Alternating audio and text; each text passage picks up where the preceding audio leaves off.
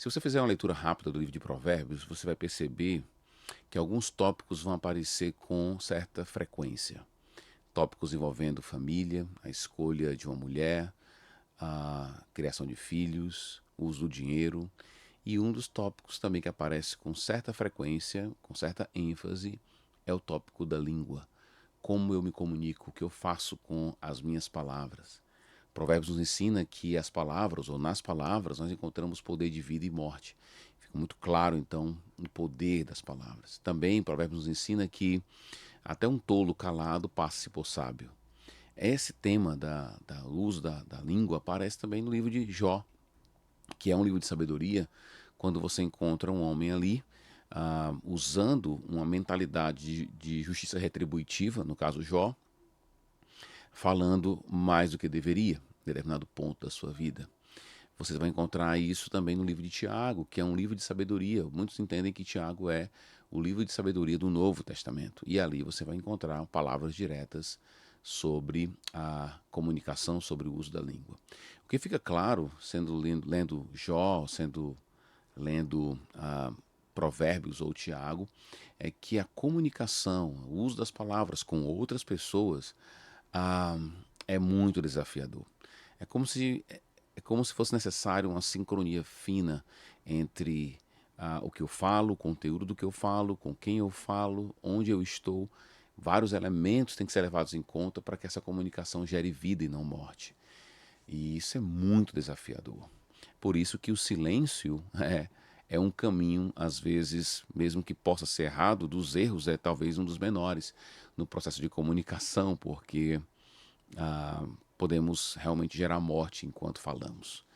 Agora, à luz dessa realidade desafiadora de se comunicar com outras pessoas, precisamos entender que a comunicação com Deus ela tem um nível de exigência menor e um potencial de frutos muito maior.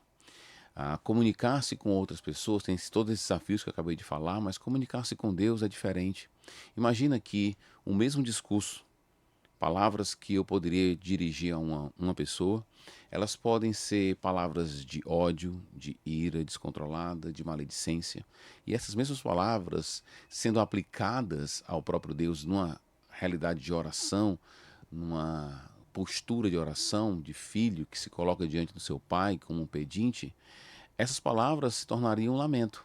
Aquilo que seria maledicência ou ira descontrolada, diante do Senhor torna-se lamento. Aquilo que poderia gerar diante, falando de outras pessoas, gerar o pior em mim, porque muitas vezes nós estamos irados e falamos com outras pessoas achando que aquilo vai aliviar, quando na verdade essa ira pode ganhar novas facetas, novas formas ou novas formatações, mas ainda estará lá e crescente em nós.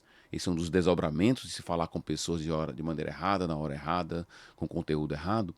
Diante de Deus, essas mesmas palavras ganhariam um novo espírito, porque eu estaria diante de Deus, isso muda muita coisa. Isso geraria frutos de paz, de alegria, de controle. Então, o que eu creio é que a literatura de sabedoria, ao colocar todas as dificuldades da comunicação, não está nos incentivando a ficar completamente calado. O que ela está dizendo para a gente é que se comunicar com outros seres humanos é muito desafiador. Mas comunicar-se com Deus fica muito claro para mim nos salmos imprecatórios, em todos os salmos, mas salmos imprecatórios e outros salmos de lamento, fica muito claro que a comunicação com Deus ela é menos exigente. Deus aguenta muito mais, entende muito mais. Há muita discussão sobre os salmos imprecatórios. Muita gente fala que a gente não deve estar mais orando daquela forma, mas se eu digo que não existe salmos imprecatórios ou não deveria orar salmos imprecatórios, a pergunta que eu faço é: o que eu faço com meus sentimentos imprecatórios? E eu creio que esses sentimentos imprecatórios têm um lugar certo para viver, têm um lugar certo para existir, sem que eu seja contaminado pela ira ou pela vingança, mas entregue completamente à justiça do Senhor. Então, eu creio que a Bíblia nos incentiva constantemente a falar mais com Deus do que falar com os outros.